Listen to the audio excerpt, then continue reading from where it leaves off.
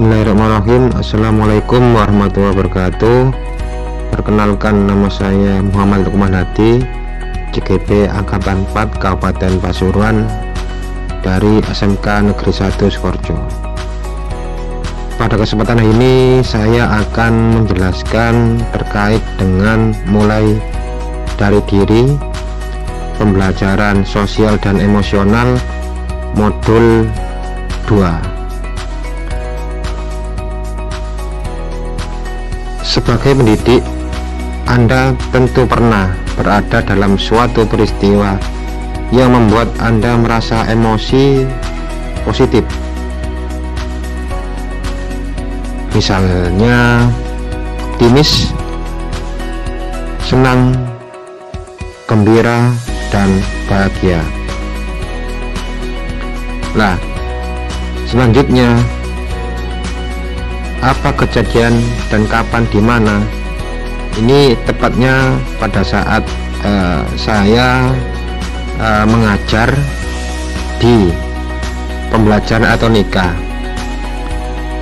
Itu yang saya gunakan adalah pembelajaran berbasis hybrid learning, yaitu kombinasi antara daring dan luring, tepatnya pada pembelajaran project based learning.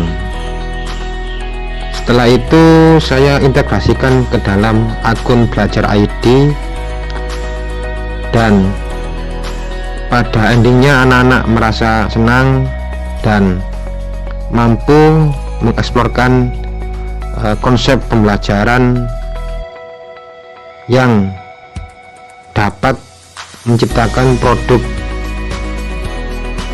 dan aksi nyata, yaitu pembuatan rangkaian atonika di sekolah.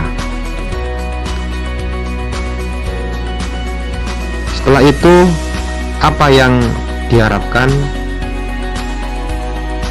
Anak-anak merasa survive dan mampu memberikan sebuah motivasi, sehingga nanti pada saatnya menjadi berdampak positif dalam pembelajaran,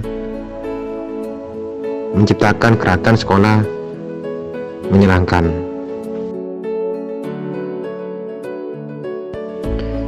Selanjutnya adalah apa peran saya pada saat itu.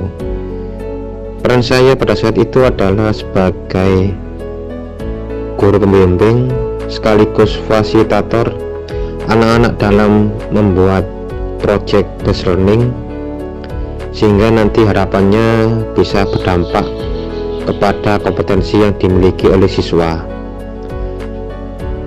dan juga pengelolaan kelas. Jadi sebelum pembelajaran itu saya buat kesepakatan kelas guna untuk mencapai visi dan misi pembelajaran dengan siswa, dan harapannya mampu menciptakan suasana kelas yang menyenangkan.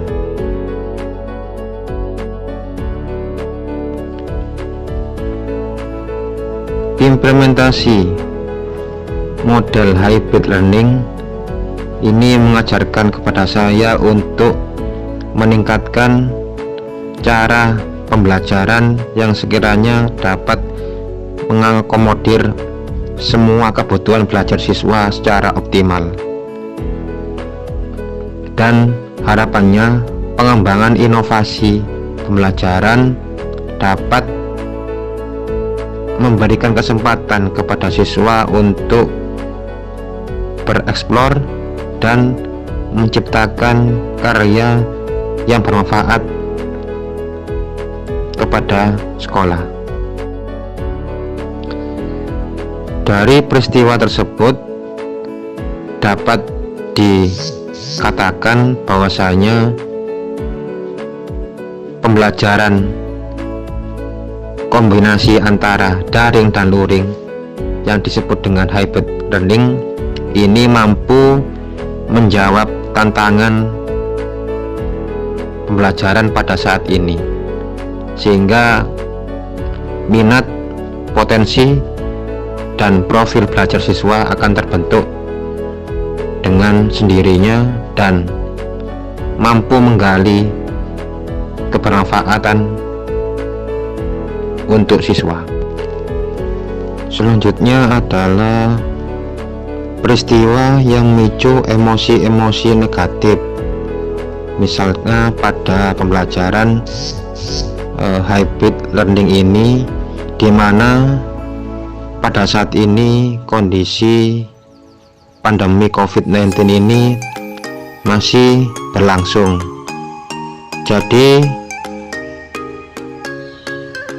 hal yang sering dijumpai adalah anak-anak pada saat hadir ataupun mengikuti pembelajaran secara daring ini untuk SMK ini belum optimal, dikarenakan di SMK ini itu berbasis praktikum atau lebih dikenal dengan penerapan, dan penanaman karakter ini di pembelajaran daring ini masih kurang optimal. Harapannya nanti setelah apa yang nanti saya terapkan dengan pembelajaran sosial emosional ini mampu membentuk dan menguatkan karakter anak-anak nanti di pembelajaran abad 21 ini.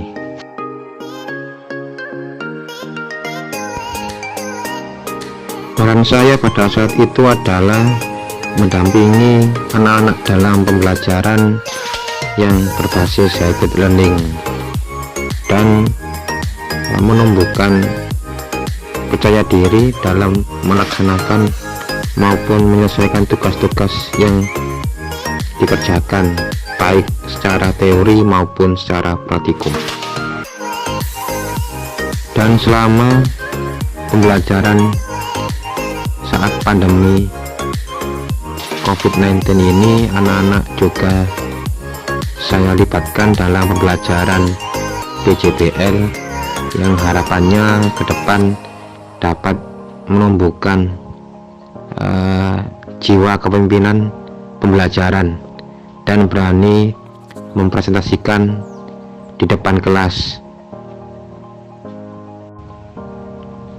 Peristiwa yang terjadi adalah adanya pembelajaran daring ini mengakibatkan loss learning, sehingga ada sedikit penurunan pada karakter maupun soft skill yang dimiliki oleh siswa. Jadi harapannya ke depan dengan penerapan pembelajaran emosi dan sosial ini dapat meningkatkan proses pembelajaran yang variatif, kreatif, dan inovatif, sehingga membantu pemahaman siswa dalam pembelajaran yang dilakukan di kelas maupun di laboratorium. Selanjutnya adalah kegiatan belajar dan mengajar di kelas yang pernah saya lakukan. Yang pertama yaitu memulai kegiatan pembelajaran dengan alur tujuan yang jelas. Kedua, memberikan kesempatan kepada siswa untuk berani presentasi di kelas. Ketiga, mengajak murid untuk berkolaborasi dalam proyek elektronika melalui lomba, baik berbasis praktek maupun implementasinya di industri. Keempat adalah memfasilitasi murid untuk berdiskusi terkait inovasi belajar yang optimal. Dan yang kelima, berpartisipasi dalam komunitas belajar inspiratif di sekolah. Motivasi tujuan dalam melaksanakan kegiatan tersebut adalah: 1. Membimbing siswa untuk kreatif dan percaya diri dalam presentasi di depan kelas. Dan yang kedua, mampu berkolaborasi melalui forum diskusi terhadap problem solving yang ada. Dengan adanya analisa di atas, maka kita dapat melakukan evaluasi maupun pemetaan pembelajaran, dan diharapkan dapat meningkatkan aktivitas maupun prestasi belajar siswa di kelas. Sejauh ini, apakah sudah melaksanakan kegiatan tersebut? Tentunya alhamdulillah sudah dilaksanakan. Namun dalam kondisi pandemi COVID-19 ini belum optimal. Harapannya ke depan supaya lebih baik lagi dan adanya kolaborasi dan dukungan dari semua warga di sekolah. Adapun tantangannya yaitu terkait dengan waktu ya. Soalnya dalam penerapan ini kita harus mampu menciptakan suasana belajar yang maksimal, yang nanti hasilnya dapat berdampak pada murid, sehingga menciptakan gerakan sekolah menyenangkan. Selanjutnya adalah harapan dan ekspektasi saya dalam penerapan pembelajaran sosial emosional ke depannya, yaitu yang pertama dapat mengimplementasikan pembelajaran yang kolaboratif dan mampu mengimbaskan dengan guru rekan sejawat saya di sekolah. Dan yang kedua adalah siswa dapat menerapkan pembelajaran sosial emosional ini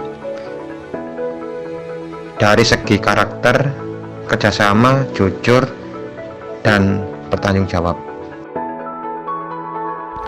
Selanjutnya yang terakhir adalah quotes dari saya, yaitu pendidikan seutuhnya adalah belajar sepanjang hayat, dan lakukan hal yang terkecil untuk memberikan kebermanfaatan di sekitar kita.